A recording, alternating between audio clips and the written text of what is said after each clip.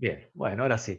Buenas tardes a todos y todas. Gracias por sumarse a este nuevo encuentro, a esta nueva propuesta. Como hace rato vengo intentando hacer y sostener todos los meses una clase libre y gratuita.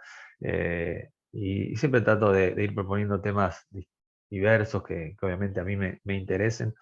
Y en este caso particular, no solo es un tema que me interesa, sino que es un tema también que quedó picando de un curso que dimos hace 2 meses, así que de algún modo es el cierre de ese curso que dedicamos a Althusser y a su texto Ideologías y aparatos ideológicos de Estado. Para quienes no me conocen, mi nombre es Sebastián Chum, soy doctor en filosofía, graduado por la Universidad de Buenos Aires, aquí en Argentina.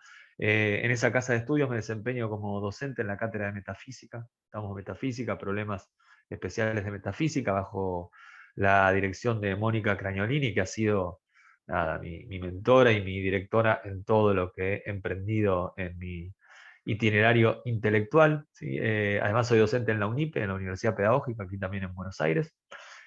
Trabajo bueno, en todos los niveles de la educación formal, he trabajado, incluso he dado clases en la escuela primaria, algunas poquitas clases hace unos años. Y hace también muchos años que me dedico a coordinar espacios como este, donde de algún modo lo que hago es proponer textos, autores, pensamientos, ideas, problemas a un público en general. ¿Sí? Siempre la idea es nada, abrir estos espacios para un público en general. Lo hacemos hace muchos años en el Centro Cultural 25 de Mayo, allí en Villurquiza, también la Fundación Centro Psicoanalítico Argentino. Y de que empezó la pandemia arrancó esto de los encuentros sincrónicos por Zoom. Y obviamente vinieron para quedarse, ¿sí? Sobre todo porque nos permitió hacer un trabajo con personas que no están cerca. Y eso es algo que la presencialidad no puede saldar de ninguna manera. Así que se sostiene. Los lunes venimos haciendo una historia de la filosofía que arrancó allá en el 2020 con Heráclito y Parménides, y ahora estamos con Heidegger, ¿sí? Estamos trabajando los conceptos fundamentales de la metafísica. Y los jueves, la nueva modalidad que adoptamos es la de grupo de estudios, ¿sí? Elegimos algún texto. Digo elegimos porque generalmente trato de ver un poco cuáles son los intereses, porque hay un público ahí que se sostiene fiel a lo largo de estos años. Y ahora estamos trabajando con políticas de la amistad de Derrida. ¿Sí? Hemos empezado esta semana, así que quien esté interesado en tener más información puede entrar ahí a mi página web, sebastianchum.com.ar, y ahí está todo el detalle y se pueden sumar en cualquier momento. Y de hecho las clases quedan grabadas, así que esos cursos después se convierten en cursos a demanda para quien esté interesado o interesada. Entonces vamos ahora sí a lo que nos convoca hecha esta presentación, que es a CISEC, ¿sí? Y un poco el problema que vamos a trabajar hoy tiene que ver con, obviamente, esa pregunta que nos quedó pendiente, ¿no? Allí en ese curso dedicado al Tusser, sobre qué es la ideología. ¿Sí? ¿Qué es la ideología? El concepto de ideología, podríamos decir que históricamente nos remite a un autor, yo creo que no tan leído, yo al menos no lo he leído, más allá de algún que otro pasaje, que es de Tracy, ¿sí? Un pensador nacido en 1754 y fallecido en 1836. Y es el primero en acuñar el término ideología.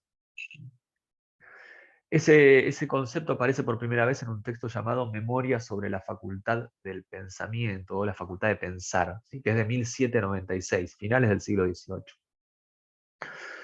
¿Qué es lo que denominaba originalmente este concepto de ideología? La ciencia que estudia las ideas, es decir, la ciencia que estudia el carácter, el origen y las leyes que rigen a las ideas. Esa ciencia también estudia las relaciones que hay entre esas ideas y los signos que expresan esas ideas. En un texto posterior, que lleva como título Elementos de Ideología, que de algún modo fue escrito entre el 1801 y 1815, aparece directamente esta idea de una ciencia de las ideas y las ideas entendidas como fenómenos naturales que expresan la relación entre el hombre y su medio natural de vida. ¿Sí? La idea como una especie de objeto, pero un objeto natural, que tiene la capacidad de expresar el vínculo que hay entre el existente humano y su entorno y su mundo, el medio natural de vida. Este autor y este pensamiento inspiró a Comte, ¿sí? Padre del positivismo.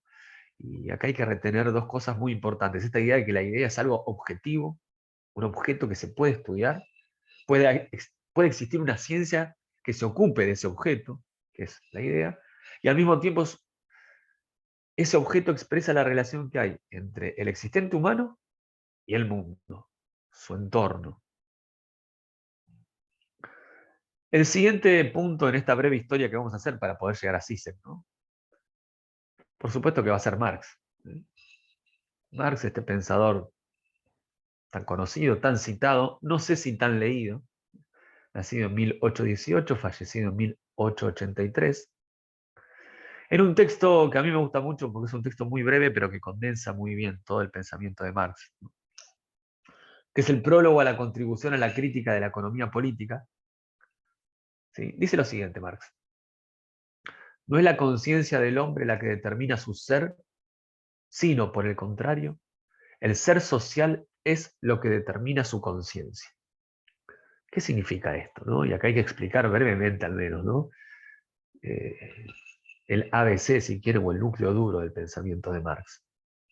Bueno, para Marx toda sociedad se consolida, se construye, se erige sobre una base, y esa base es el modo de producción, ¿sí? Lo que él llama la estructura. En el modo de producción lo que hay es la forma que tiene una sociedad de trabajar. ¿Y qué es trabajar para Marx? Es relacionarnos con el entorno, con la naturaleza, para obtener lo necesario para no morir, ¿no? En términos sociales. Lo fundamental para Marx es la materialidad de la existencia, por eso Marx es un materialista. Como el existente humano es parte de esa naturaleza que modifica para obtener lo necesario para sobrevivir, en esa alteración que hay de su entorno, se modifica a sí mismo. Por lo tanto, dice Marx, el modo que tiene una sociedad de producir, es decir, la estructura, va a determinar todas las otras esferas sociales, lo que él llama la superestructura ideológica. ¿Qué hay en la superestructura? En eso que se erige sobre la base, sobre la estructura, sobre el modo de producción. Y tenemos la cultura, la política, la ley, la religión, todas las otras esferas sociales que no son lo económico, ¿sí? Lo productivo. ¿Y qué significa que la estructura determina la superestructura? Que la condiciona, que le transmite su ADN, que la marca fuego, ¿sí? En un modo de producción feudal, todas esas otras esferas van a ser feudales. En un modo de producción capitalista, todas esas otras esferas van a ser capitalistas. Y eso se traduce en el hecho de que la superestructura lo que va a ser reproducir y legitimar el modo de producción. La superestructura se va a encargar de asegurarse de que la maquinaria productiva siga funcionando, ¿sí? Va a aceitar el engranaje, y lo va a legitimar, nos va a convencer de que eso está bien, es correcto, es justo, es legítimo. ¿Cómo es que se produce este proceso de legitimación y de reproducción? Bueno, mediante, entre otros mecanismos, pero el principal es la ideología. ¿Y qué es la ideología para Marx? La ideología es la concepción del mundo, la visión del mundo, la perspectiva que tiene en el plano productivo, es decir, en el plano estructural, la clase dominante. Hay una clase que siempre domina a las demás en el plano productivo y tiene su concepción de la realidad, su mirada del mundo, su interpretación de las cosas. Como es la clase dominante en el plano estructural y como la estructura determina la superestructura, su modo de concebir la realidad se va a transmitir en todas las otras esferas sociales. Por eso Marx habla de una superestructura ideológica. La cultura, la política, la ley y la religión van a estar atravesadas, ¿sí?, por esa concepción del mundo. Por eso van a reproducir y legitimar el modo de producción. En un modo de producción capitalista, tu cultura, tu política, tu ley, tu educación van a ser capitalistas. Entonces en Marx, el concepto de ideología se traduce como un velo, ¿no? La ideología es una forma de ver el mundo impuesta por la clase dominante, que es constitutiva de nuestra identidad. De vuelta, no es nuestra conciencia la que determina nuestro ser, sino que es el ser social, el hecho de estar insertos en una sociedad, lo que determina nuestra conciencia. ¿Y eso qué significa? Que nuestra conciencia es producto de la sociedad en la que estamos insertos e insertas. Nuestra sociedad produce latas de Coca-Cola, teléfonos iPhone y conciencias, pensamiento, ideas. Nuestro pensamiento está condicionado por el modo de producción en el que estamos insertos e insertas. Por lo tanto, la ideología es un velo que nos oculta la realidad. La ideología entendida como una falsa conciencia no nos permite acceder a lo real de las relaciones sociales. Por eso uno puede entender dos cosas. Primero, que Marx no haya escrito un libro que se llame El comunismo. Claro, pero no es por perezoso o porque no nos quería contar el secreto de esa sociedad por venir, sino porque era coherente con su propia concepción. Él era parte de una sociedad, ¿sí?, signada, determinada por el modo de producción capitalista. Por lo tanto, su pensamiento, ¿sí?, su escritura, vamos a decirlo así, iba a estar condicionado por ese modo de producción.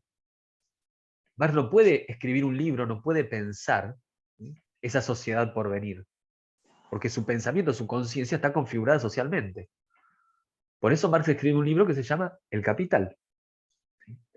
Ahora, ¿qué es lo que pretende el Capital? Justamente correr el velo. ¿Sí? Ese ejercicio hipercrítico, que es el pensamiento de Marx, lo que busca es terminar con esa falsa conciencia, permitirnos acceder a la realidad de las relaciones sociales que están detrás de las relaciones, vamos a decir, ¿no?, de las relaciones mercantiles.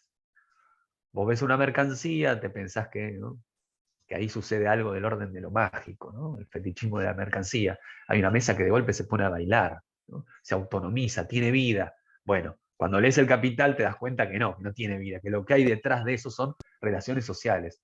Solo que la ideología capitalista te las vela, te las oculta, no te permite acceder a esa realidad.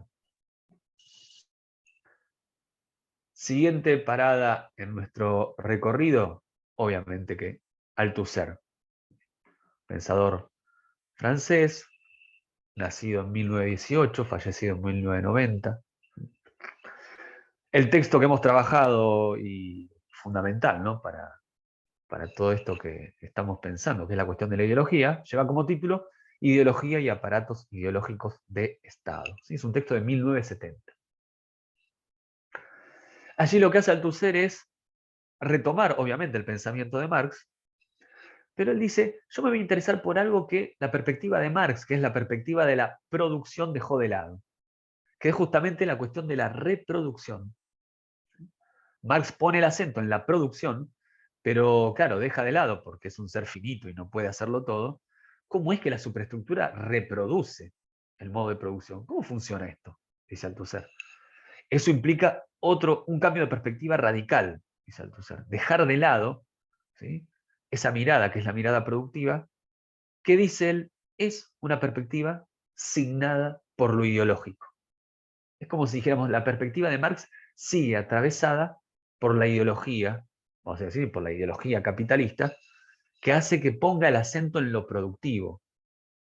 Una forma de romper con eso es poner el acento en lo reproductivo y reconocer cómo funciona la maquinaria reproductiva.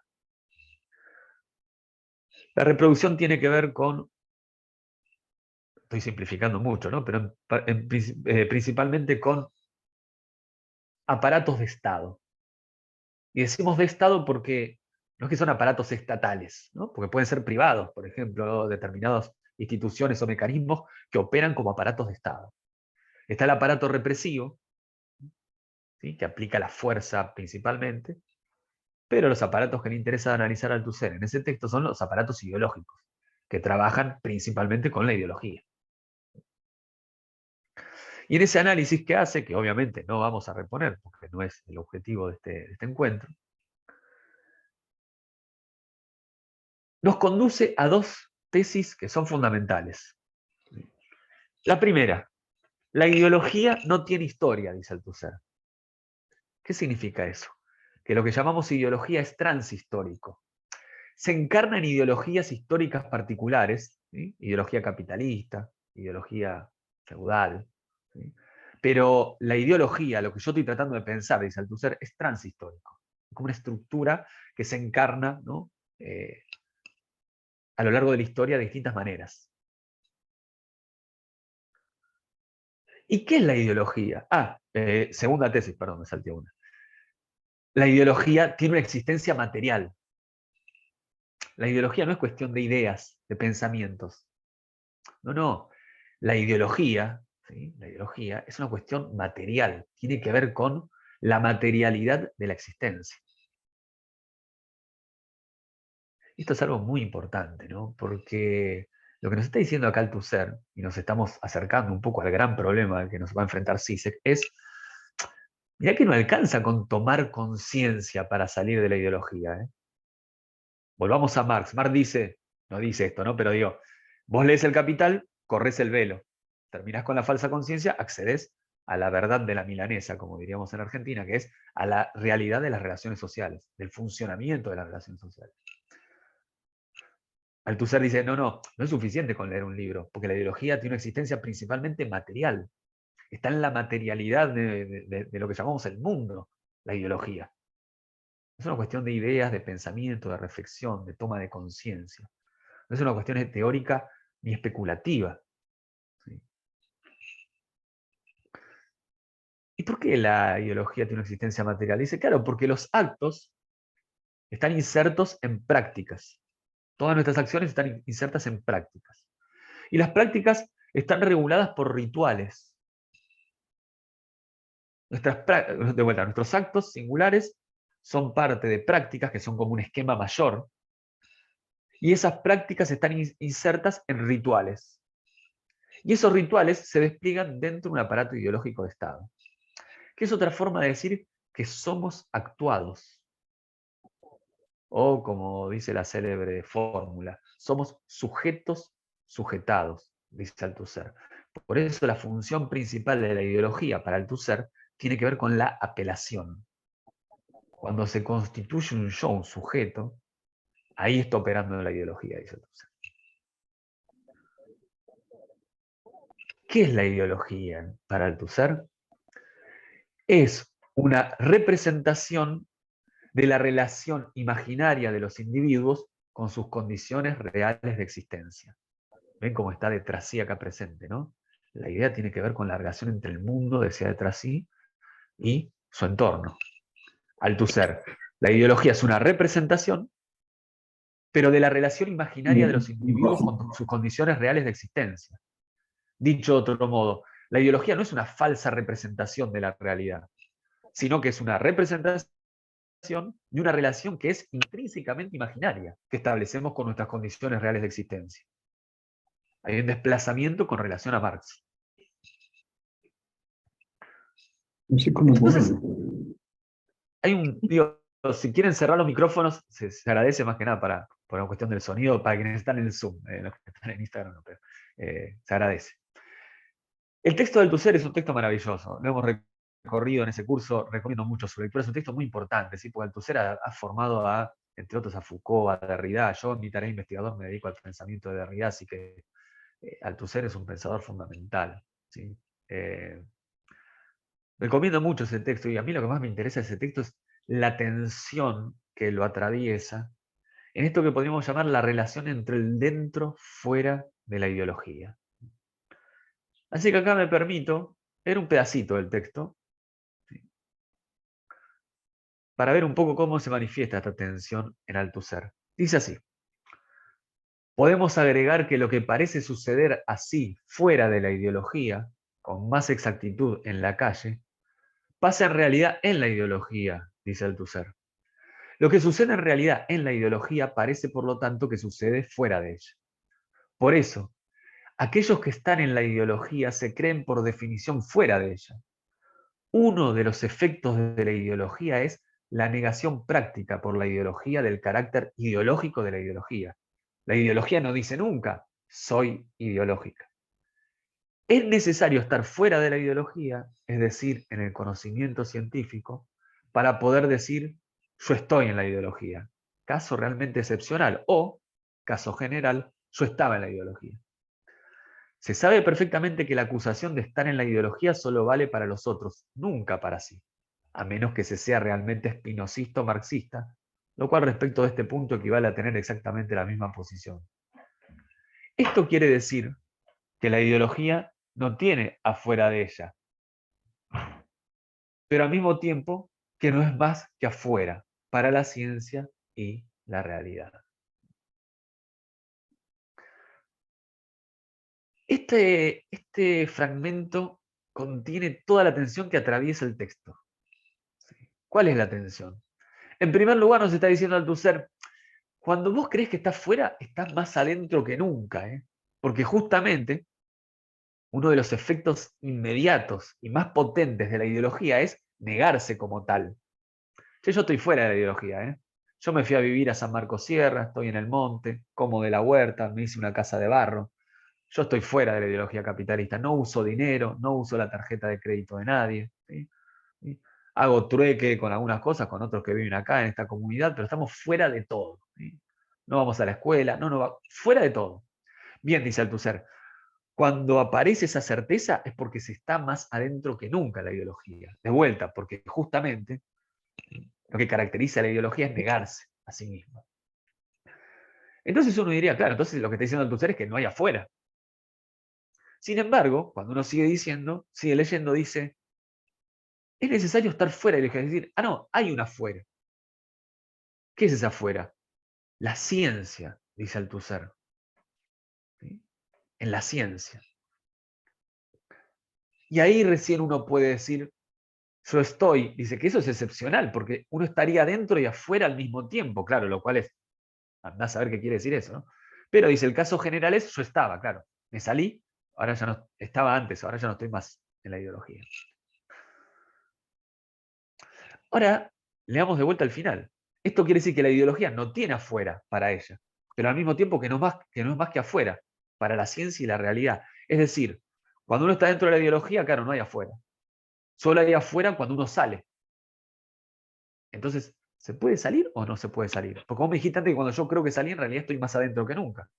Sí, dice él, en el conocimiento científico. Pero para tu ser, vos me dijiste que la función fundamental de la ideología era la interpelación, es decir, constituirnos como sujeto. Claro, yo estoy pensando en una ciencia sin sujeto, dice Althusser. Vaya uno a saber qué quiere decir eso. ¿Sí? No es el objetivo de esta charla adentrarnos en estas cosas, le hemos dedicado un curso a todo eso tan enigmático, pero en principio digo, me parece importante marcar esta tensión porque es lo que va a heredar Zizek, ¿no? En su reflexión alrededor de este gran problema que es el problema de la ideología. Entonces ahora sí vamos a quien nos ha convocado, que es Zizek, ¿sí? Este pensador esloveno. A ver, voy a decir algo, a admitir algo. Yo tenía mucho prejuicio contra Zizek.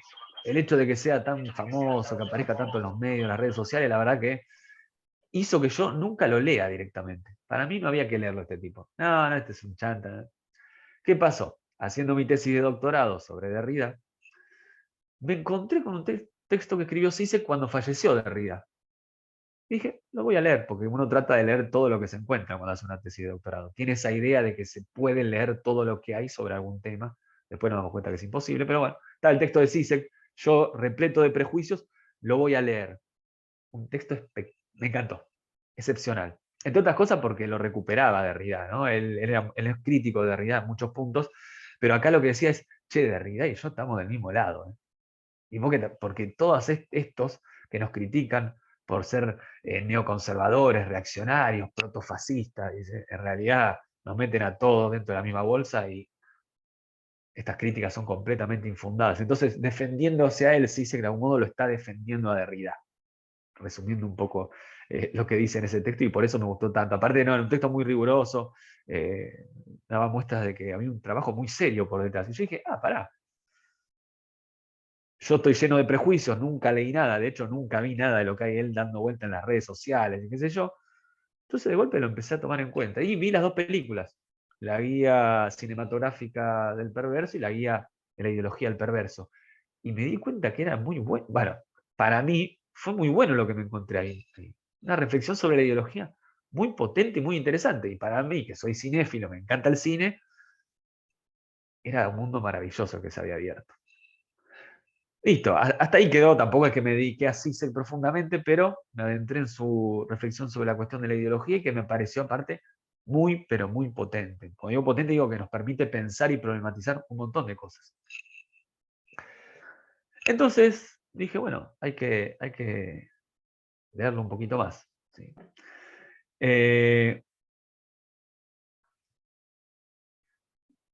El sublime objeto de la ideología es el texto que propuse trabajar hoy.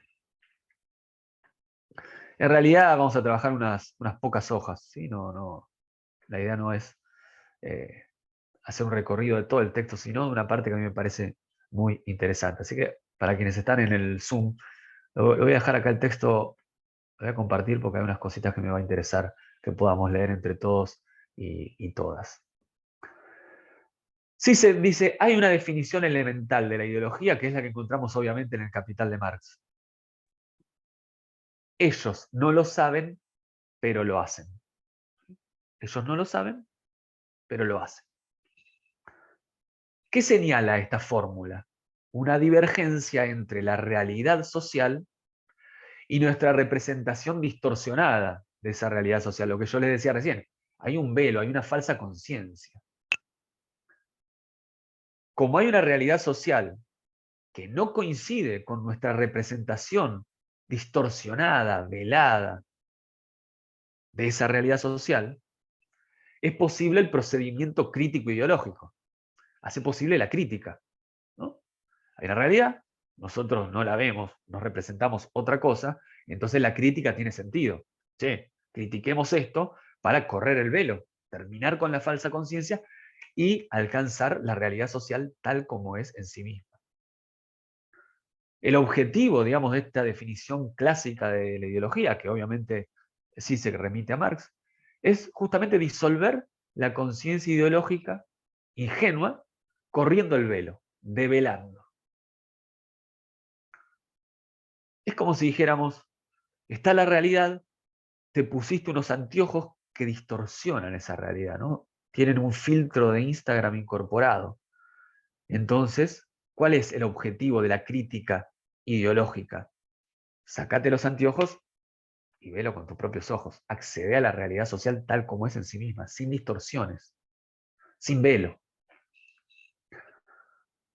La versión más elaborada de esta concepción elemental de la ideología la encontramos, dice Zizek, por ejemplo, en la Escuela de Frankfurt.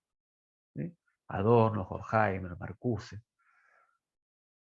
Allí justamente se reconoce que la realidad no puede reproducirse sin la mistificación ideológica. ¿Qué significa esto? Que no alcanza con correr el velo o quitarse los anteojos distorsionadores de la ideología. De vuelta, porque esa distorsión o ese velo es lo que permite que se reproduzca la realidad social. Entonces la pregunta que acá se hace es, en esta versión elaborada, ¿sigue operando la concepción de la ideología como falsa conciencia o ya no? O ya hay un desplazamiento, ya hay un corrimiento en la escuela de Frankfurt. Segundo momento, Sloterdijk y su texto La crítica de la razón cínica. Allí Zizek nos dice que el sujeto cínico, tal como lo analiza el filósofo alemán, es consciente de la distancia que hay entre la máscara ideológica y la realidad social. Es consciente que hay una distorsión entre su representación y la realidad social, que no coinciden. Sin embargo, insiste en la máscara. La fórmula, la expresión de esto es, ellos saben muy bien lo que hacen, pero aún así lo hacen. De vuelta, la expresión de la definición clásica de ideología era, ellos no lo saben, pero lo hacen. Claro, hay una falsa conciencia, no saben que están haciendo eso. En la versión cínica es, ellos saben muy bien lo que hacen, pero aún así lo hacen. Eligen la máscara, eligen la mistificación, eligen el velo. En este punto, dice Zizek, estamos en lo que se llama el mundo post-ideológico. Vamos a leer un primer fragmento del texto. Estoy en la página 58 para quien lo tenga a la mano y lo quiera seguir. Lo único que nos queda entonces es afirmar que, con el reino de la razón cínica, nos encontramos en el llamado mundo post-ideológico.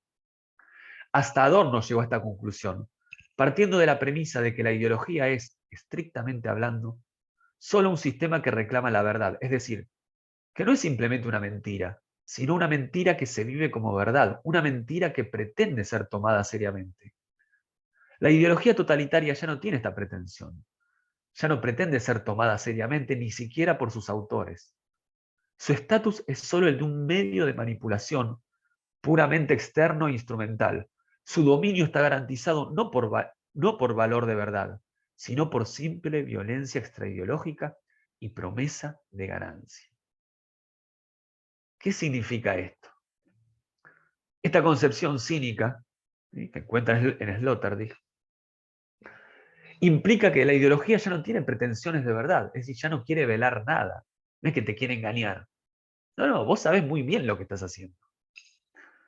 Sin embargo, hay un elemento extraideológico, ¿sí?, que es lo que está determinando, que está motorizando que vos sigas comprando la máscara, el simulacro, la ficción o el velo. Violencia o promesa de ganancia. Sé emprendedor. Vos podés, sí se puede. Hacete monotributista y convertite en tu propio dueño, ¿sí? Sé quien escribe tu propio destino. Vos sabés que eso no va a suceder. Sin embargo, te haces monotributista, ¿sí? Bueno, para quienes estamos en Argentina, te haces un trabajador autónomo, ¿sí? Entonces, ¿por qué? Si vos sabés que no funciona así, ¿sí?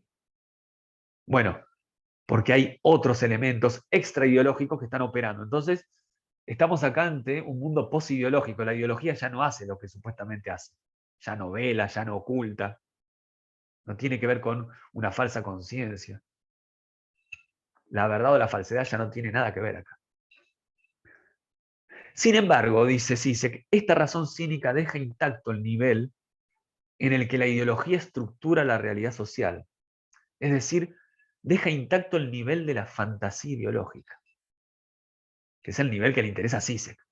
Deja intacto quiere decir, no problematiza eso. Para destacar este nivel, ¿qué es lo que hace Zizek? Vuelve a la primera concepción, a la clásica. Ellos no saben y por eso lo hacen. Y lo que se pregunta Zizek es, ¿la ideología dónde está? ¿Está en el saber o está en el hacer? Y a primera vista dice, está en el saber, ¿no? El problema es que no saben y por eso hacen, por eso actúan así, porque no saben. No saben lo que en realidad están haciendo. Ahí está el problema.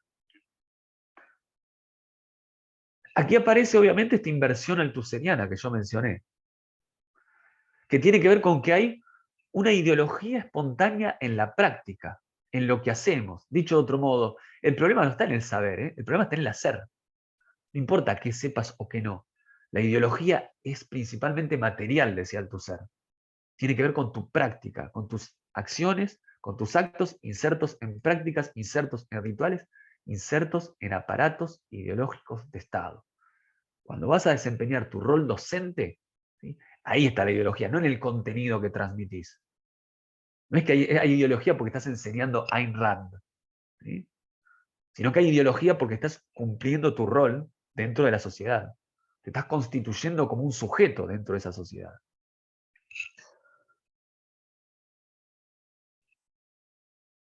Entonces, dice Zizek, hay que reformular esto. Ellos saben que en su actividad siguen una ilusión, pero aún así lo hacen. No tiene que ver con el saber, sino que tiene que ver con eso que se hace en la práctica efectiva. Ellos saben que están siguiendo una ilusión en su práctica. Cuando deciden ser trabajadores autónomos, saben que eso es una ilusión. Aún así, lo hacen. ¿Qué significa esto? Esto significa que lo real está en la ilusión.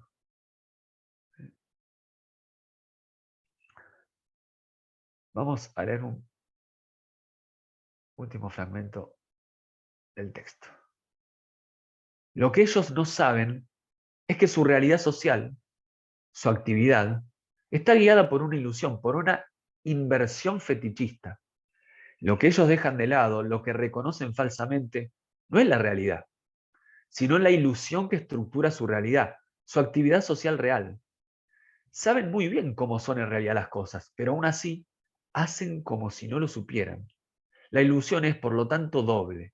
Consiste en pasar por alto la ilusión que estructura nuestra relación efectiva y real con la realidad, y esta ilusión inconsciente que se pasa por alto es lo que se podría denominar la fantasía ideológica. Entonces, dice Althusser, la nuestra no es una sociedad post-ideológica, una sociedad sin ilusiones.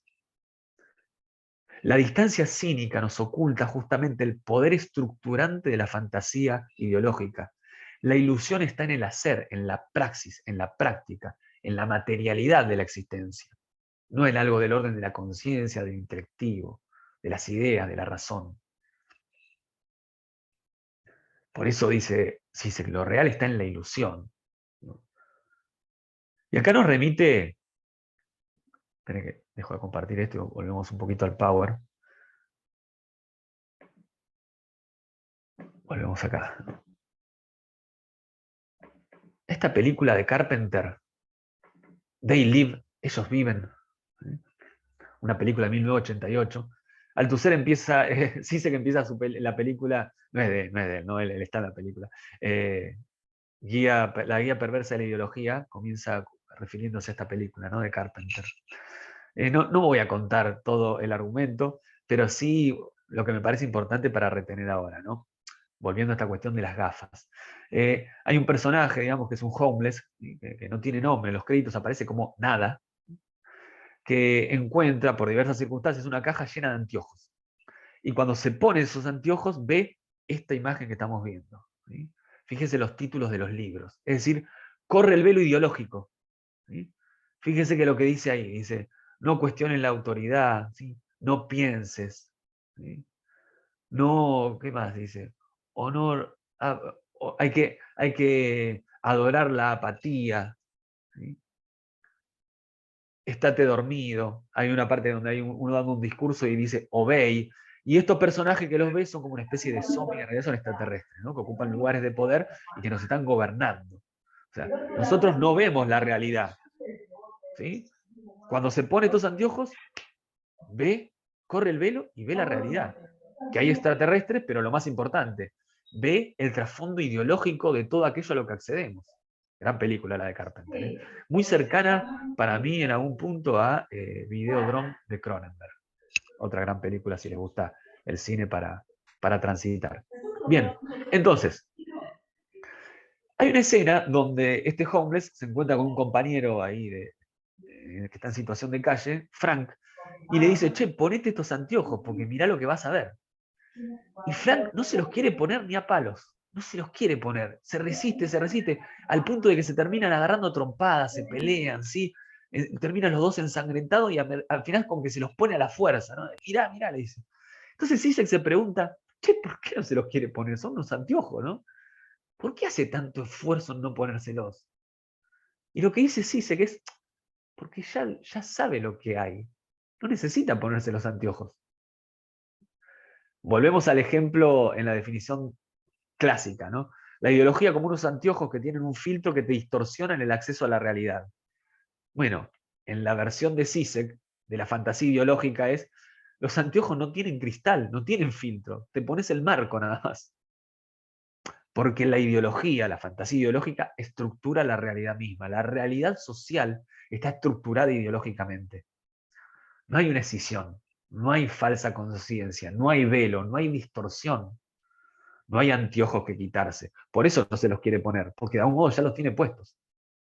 Ya sabe lo que va a haber ahí. Esa es la única explicación, dice Zizek, de por qué no se quiere poner los anteojos y está dispuesto a pelearse a muerte para no ponerse unos anteojos. Entonces estamos ante el fin de la... O sea, entonces, pensar en el fin de la ideología, dice Zizek, es pensar en el fin de la realidad misma. No hay fuera, no hay más allá. La ideología es material, de vuelta, está en la materialidad de la existencia, retomando al tu ser, ¿no? Pero si están nuestras prácticas, entonces no te podés salir de ahí. Althusser dice, sí, sí, hay una ciencia. Bueno, pero la ciencia no es una práctica. Inserta en aparatos ideológicos. Bueno, soy investigador del CONICET. Bueno, eso es una institución, un aparato de Estado que está financiando tu investigación. ¿Cómo puede haber una ciencia sin ideología, fuera de la ideología, más allá? La realidad, dice Zizek, domestica eso que obviamente él toma de acá, ¿no? Domestica lo real. Domestica el deseo, la realidad con minúscula, domestica lo real con mayúscula. ¿Qué es lo que hace la ideología? Dice Zizek. La ideología lo que hace es configurar el deseo, que siempre es un artificio, es un artefacto, es una ficción, es una creación.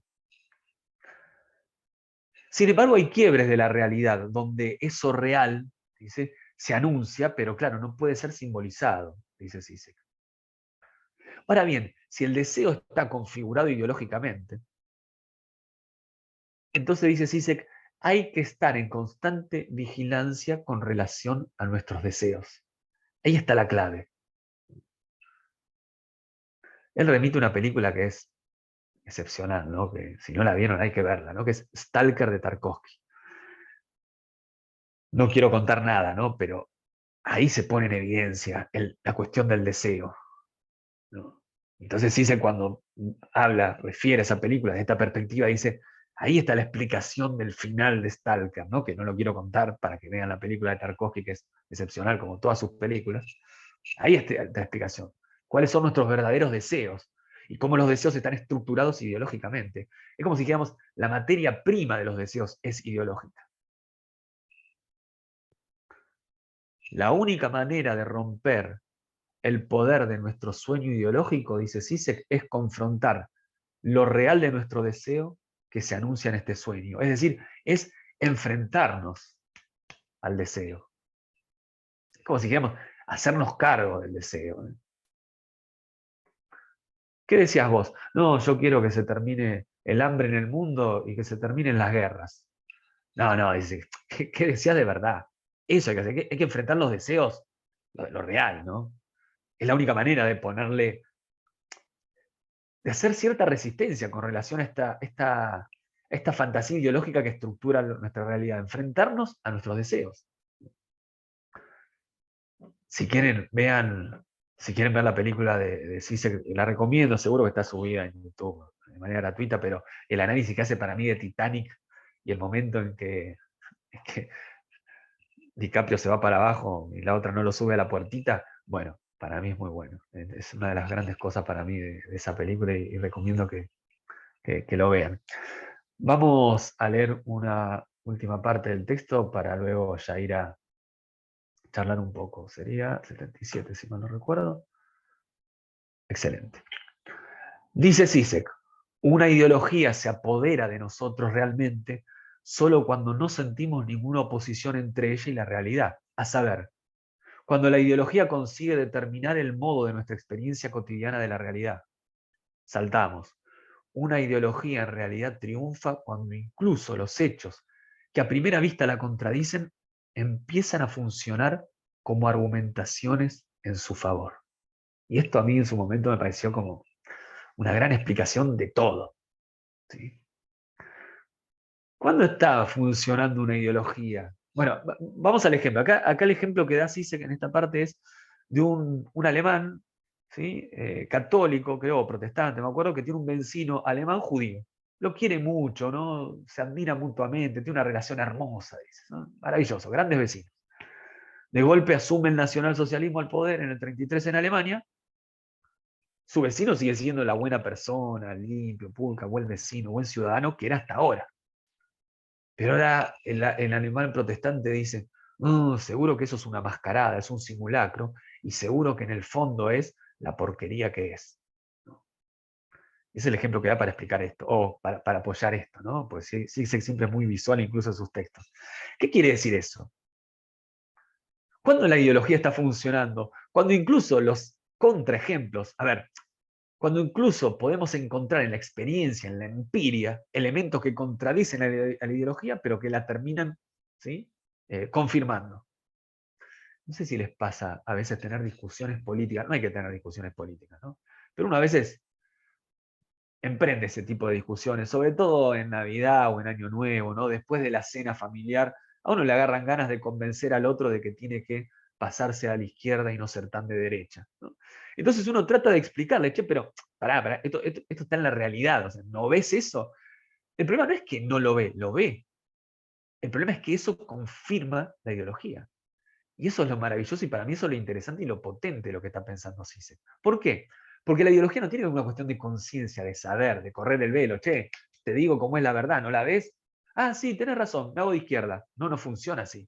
porque la ideología tiene que ver con la materialidad de la existencia, con las prácticas, con las acciones. La fantasía ideológica configura la materialidad de nuestra realidad social. Por lo tanto, no alcanza con tener conciencia, encontrar un contraejemplo. Si ese contraejemplo está tomado de esa misma realidad configurada a partir de la fantasía ideológica. Entonces lo único que hace es confirmar la ideología.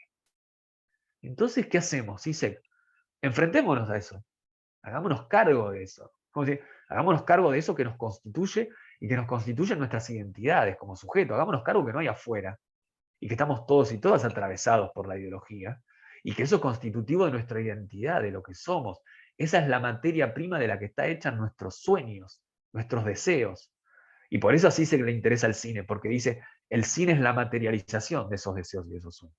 Entonces ahí encontramos elementos para enfrentarnos, ¿sí?, a eso real y hacer algún tipo de resistencia con relación a esta configuración ideológica de la realidad social a la que pertenecemos.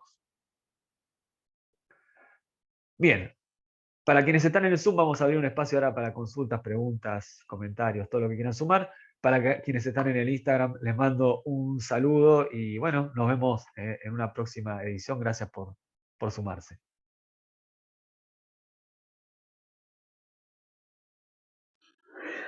Una pregunta, Vamos. esta idea de Zizek de la fantasía ideológica y el modo en que está tramado de la realidad tiene que ver con la influencia que él tiene de Lacan, también de los conceptos de imaginario real de Lacan, ¿no? Absolutamente, absolutamente. Sí, sí, Me sí, pareció. absolutamente. Sí, porque él mezcla cosas de Lacan, de Marx, de un Marx releído por él, y bueno, obviamente toda la cadena, ¿no? La escuela de Frankfurt, como decís, Althusser y demás. Claro que, no, bueno, la escuela de Frankfurt, de algún modo, lo que trata de hacer es articular a Marx con Freud. Y el texto de Tal Althusser cual, tal tiene, cual, tiene subtítulo, ¿no? Freud tal y cual. Lacan, o sea, como, Y por es eso un que poco lo que hereda Zizek, ¿no? Y sí, sí, sí, absolutamente, ¿no? Está todo el tiempo, de hecho, bueno, porque es un tema en el que no me especializo ni nada, pero uno tranquilamente podría trabajar la cuestión de la ideología en Zizek a partir de la herencia lacaniana o psicoanalítica directamente y poner el foco ahí específicamente. sí, por eso la escuela de Frankfurt se enfrentaba a Lukács, que representaba toda la parte ortodoxa del marxismo, ¿no? Claro. Sí, sí, sí, Listo. tal cual, tal cual. Dale, gracias. A vos, a vos. Sebastián, Dime, Luis, vamos. un poco lo que venías charlando sobre el tema de la fantasía ideológica y todo ese componente teórico tan interesante, me remite un poco a que el surgimiento de esta nueva derecha, ¿no? Que no solo recibe votos de los sectores que son favorecidos por esas políticas neoliberales, sino también por gente muy humilde, que a términos marxistas, ¿cuántas veces nos preguntamos cómo puede ser que la gente que después va a ser castigada vote a la derecha? Esa contradicción que viene sucediéndose desde hace décadas, ¿no? Y que no siempre tiene muchas respuestas. En cambio, Claro, vos con esto es como que absolutamente. estás dando... Claro, eso para mí es lo potente del pensamiento de Zizek. Te está respondiendo eso. ¿A quién van a votar?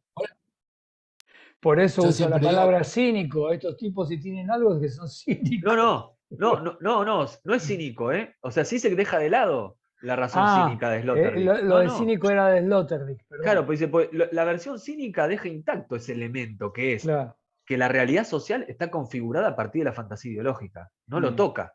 mm, Entonces, queda del lado de la conciencia, del saber, sigue poniendo el foco ahí. No pone el foco en la materialidad de la existencia y cómo ah, está configurada ideológicamente. Entonces, de vuelta, por- es como si dijéramos, claro, sí, todos decimos, no, claro, los pobres todos son, bueno, en Argentina, ¿no? ¿Y el pobre es peronista o es de izquierda? No puede ser de derecha. No, pero pará, pero, o sea, ¿qué planeta viviste? Dice Cicero. Acá esto tiene que ver con el deseo, ¿no? Con la configuración del deseo. Esto no tiene nada que ver. claro, Entonces, ¿cómo puede ser que, perdón que hable de ejemplos de Argentina, ¿no? Pero digo, Milei, no, ¿no? Alguien que está muy a la derecha, exacto. ¿cómo puede ser que tenga, ¿no? Que tenga una llegada en sectores populares, muy humildes? ¿Cómo puede ser? No, claro, al revés, ¿cómo no va a ser eso? ¿Quién va a claro, tener ahí llegada? ¿El Partido Obrero? ¿Sí? Porque Milei le está hablando del deseo, ¿eh? El Partido Obrero no. El Partido Obrero le está Claro, hablando de otra cosa. Milei le está tocando el deseo. Sí, una Sí, como pregunta. No sé si algo ustedes más. vieron algo en algún momento de Deleuze o no, porque sé que Deleuze es el que labura más que nada el tema del deseo, ¿no? ¿O me equivoco? Sí, sí, no, no sé si decir, no sé cómo decir el que más o el que menos, pero sí, sí, es un gran tema para Deleuze también. Pero claro, él en su discusión con el psicoanálisis, ¿no? Mm. Trabajamos mucho Deleuze el año pasado, fue todo un año dedicado a Deleuze. Uy, qué Pero bueno, lástima. fuimos a los primeros textos, no nos metimos en la cuestión, en su discusión El con el antiedipo psicoanálisis. no llegaron a verlo, ¿no? ¿O No, sí? no, No. no, hicimos Nietzsche y la filosofía, lógica del Ah, sentido y diferencia y repetición. ah. Pero por supuesto que sí, que trabaja mucho la cuestión del deseo. Luis, Perdón, ¿vos estás levantando la mano? Sí, sí, dale, dale. perdón, No, no, dale. Vos hablaste del deseo y para mí el deseo es la gran construcción cultural del capitalismo. Por algo se perpetúa a través del deseo. Claro. Eso que está diciendo Zizek. Pero hay que Es hacerse cargo de eso. más que un triunfo económico, el triunfo del capitalismo es cultural. Claro. Eso que está diciendo Zizek. Lo que pasa es que dice, Zizek dice, no se puede ir en contra del deseo, porque eso es constitutivo de nuestra realidad y de nuestras identidades. ¿Cómo vas a querer salirte Mm. de ahí? No tiene sentido. Dice, hay que enfrentarlo, hay que hacerse cargo. Entonces dice, mirá Titanic, mirá lo que pasa en Titanic. ¿Cuál es la catástrofe que hay en Titanic? La catástrofe no es que el Titanic choque con el iceberg. La catástrofe habría sido que Leonardo DiCaprio y Kate Winslet, ¿sí?, lleguen a tierra y se casen y tengan una familia y terminen teniendo un matrimonio como los matrimonios que conocemos y que todo se convierta en una porquería. Eso es la catástrofe. Dice. Entonces hay que enfrentarse a eso. Dice. El problema no es el iceberg. ¿No? Bueno, es parte de su análisis, ¿no? Pero me parece que ahí hay algo más allá de lo simpático que permite pensar y mucho. Dale, Gabriela. Hola, buenas tardes. Tengo dos preguntas. Una creo que es más sencilla que la otra. Nombraste el análisis del Titanic, justo ahora lo volviste a poner, que hace Zizek. ¿Dónde lo encuentro? Eso está en la película Guía Perversa de la Ah, Ideología o La Guía Ideológica del Perverso, depende de la traducción. Seguro que en YouTube está subida subtitulada. Yo estoy casi seguro. perfecto. La segunda pregunta, a ver si entendí. Anoté, tiene que ver, la ideología tiene que ver con las prácticas, con la materialidad de la existencia, con lo real. O sea, lo real está, y acá porque nombraron a Lacan y también, ¿no? O sea, lo real está constituido por la ideología. O sea, el acceso a lo real, no hay un acceso a lo real. Eso es lo Claro, que... claro, es lo que llamamos la realidad, digamos, está configurado por la ideología, es decir, porque es la ideología, como vamos a usar lo que vos dijiste, ¿no? La que media en nuestro acceso con el deseo. Es decir, la ideología construye el deseo, es un artificio, es una ficción construido ideológicamente. Entonces lo que dice Lacan es, hay que enfrentarse a eso, hay que mirarlo a la cara. Lo que dice Lacan no, lo que dice Zizek. Hay que mirarlo a la cara eso. Hay que hacerse cargo de que la materia prima de la que están hechos nuestros deseos es ideológica. ¿No? Lo cual, digamos, es un hueso duro de roer, ¿no? Porque decís, es como si en el fondo todos queremos ser capitalistas explotadores de un proletario pobre, ¿no? Vamos a decirlo como de manera muy, muy cruda. ¿No? Y hay que hacerse cargo de eso, hay que mirarlo a la cara. Es la única forma de resistir. Dale, Gabriela, sí. Eso sería entonces lo que vos justo por la última pregunta mía era, ¿qué es enfrentar el deseo? Sería el hacerse cargo que esos deseos que tenemos están constituidos por la ideología capitalista. Exactamente, Perfecto. exactamente. ¿No? Que de vuelta, claro, es un hueso duro de roer. Pues dice, no, el pobre quiere más derechos, el pobre quiere. No, ¿por qué? O sea, ¿por qué el pobre va a querer algo distinto a lo que querés vos? El pobre quiere lo mismo que vos, digo, por decirlo burdamente, ¿no? Quiere lo mismo que vos. Quiere una casa acá, una casa en la costa, 2 autos, vacaciones en Europa una vez al año. Quiere lo mismo que vos. ¿Sí? Lo que pasa es que vos no decís que querés eso. Vos decís, no, yo quiero la revolución comunista a nivel mundial, que todos nos vistamos de gris y comamos arroz y andemos en bicicleta. No. Por eso digo, ahí está el problema del discurso de izquierda, ¿no? Que apunta a algo, a algo que no tiene nada que ver con nuestro deseo, ¿no? Ahí hay mucho también para pensar, un autor que a mí me gusta mucho, ya lo saben, que es Mark Fisher, ¿no? O Mark Fisher, el problema es que la izquierda le habla de cosas, nos habla de cosas que no tienen nada que ver con nada, ¿no? Dice, sin embargo, el otro tiene la capacidad de hablarte de eso que a vos sí te motoriza tu deseo, ¿no? Entonces, dice, hay que configurar otros modos de vida posibles, apuntemos a un deseo. Dice, vamos a construir un discurso de izquierda desde ese lugar. Bueno, ahí como, decime la charla sobre Fisher. Sí, hay ya una charla sobre Fisher.